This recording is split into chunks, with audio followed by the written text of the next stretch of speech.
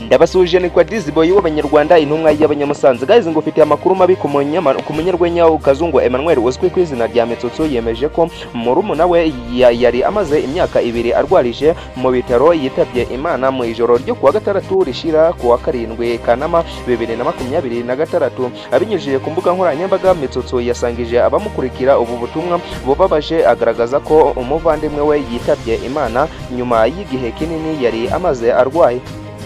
Yagize ati, uruhukira mu mahoro papa, ndagukunda kandi nzahora ngukunda, uri intwari y'umuryango. Ndashimira mwese twabanye muri uru rugendo rutari rworoshe, Imana ibahe umugisha. N'amagambo uwitwa Kazungu Emmanuel cyangwa se mwakunze cyane hano muri sinema nyarwanda nka Mitsutsu yaje kuba yifuriza umuvandimwe we yitwa Desire ndetse n'Abanyarwanda bamufashije mu bihe bitari byoroshye yaje kuba agirira muri iki gihugu cy'u Rwanda ndetse n'umuvandimwe we Desire.